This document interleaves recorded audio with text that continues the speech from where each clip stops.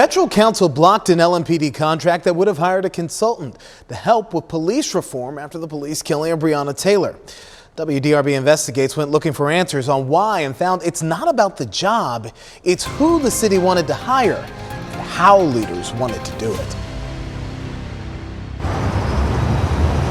Madam Clerk, would you please read an item number 2 into the record for me? Metro Council meetings can get a bit Item number 2 is R-113-22 monotonous, to the Capital and Operating Budget Ordinance meticulous, appropriation to fund the following non-competitive mundane, professional service contract for Louisville and Jeff Cavalcante consulting services for training, never misses effectiveness, and efficiency. any of them. An activist watchdog, yes. Every week, the Louisville man says he combs through the council agenda, stacks piles of paperwork, hundreds of pages, contracts, proposals, making city business If it's something that's questionable, his business. you red flag it. This document drew a red flag. A $60,000 no-bid contract for private consultant Human Momentum to help stand up LMPD's new Accountability and Improvement Bureau. Red flag because it wasn't bid out to the community. There was no chance for a black management company or a Latino management company to even have a chance. And number 2, when you looked at the person that they gave the contract to, they were a former employee of the Fischer administration. Human Momentum was started by Teresa Reno-Weber, former CEO of Metro United Way, also previously worked as a top official for Mayor Greg Fischer. From 2012 to 2016, she was Louisville's chief of performance and improvement. In the old days, they would call it cronyism. Hey, we'll take care of you. I'll get you a non-bid contract. Nowadays, it's transparency. Metro Council approves all non-bid contracts over $30,000, and this one was on a fast track. But it got sent back to committee when Cavalcante raised concerns. We cannot move forward as a city by constantly looking backwards trying to cover LMPD corruption. Prompting LMPD to plead for its passage. This project is one of the biggest projects the agency's ever taken part in. Deputy Chief Paul Humphrey saying the launch of the Accountability and Improvement Bureau is critical to the ongoing federal investigation into the police department.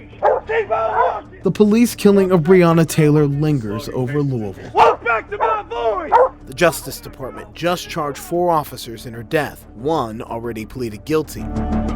The feds probing whether LMPD discriminates or regularly violates the public civil rights, examining use of force, traffic stops, So how much have you had to drink tonight? searches and seizures, and search warrants, Police for the what? among other things. We need to make sure that we have the strategic plan in place, the long-term plan, with those short-term objectives to make sure that we meet all of those. We need to do this, and we need to move quickly so that when it comes time for negotiations with the Department of Justice, we're negotiating from a position of advantage. This hearing putting on the record that the police department expects to soon be under a federally mandated contract to change its ways. We have done a lot of work to try to prepare for what will subsequently be a consent decree. The council already pumped $17 million into police reform, and the Accountability and Improvement Branch is the heart of it, meant to create new oversight within LMPD to improve supervision and develop better policies for crisis management, use of force, and training. The question really was,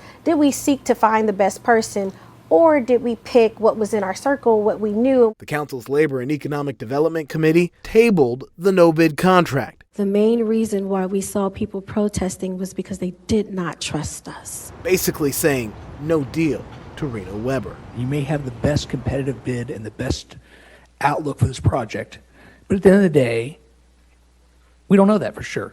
And the reality here is also is there's a collateral stench because of your close ties to this administration.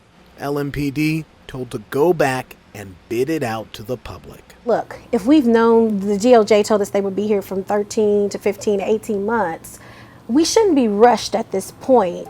And rushing shouldn't be an excuse from doing things in a very transparent, equitable manner. The whole purpose for the DOJ being here is due to inequities. So why would we continue to proliferate that when we're trying to start all over again?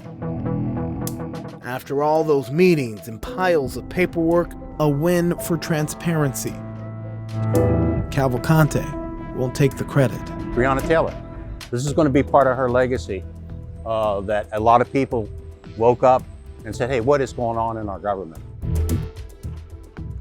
About an hour ago, Reno-Weber sent an email to WDRB saying she was asked to help LMPD by the mayor's office, that she was honored to submit a proposal and that she understands Metro Council's decision. A Fischer spokesperson defended the attempted hire, saying Reno-Weber is nationally recognized for project management and strategic planning. And this story is not done yet because LMPD could just create a position, either part-time or full-time, on staff instead of a contract and then hire Reno-Weber without Metro Council's approval. We're going to stay on top of it for you. If you have information about this story or any story you think our Investigates team should look into, you can email us at investigate@wdrb.com or call 502-322-1297.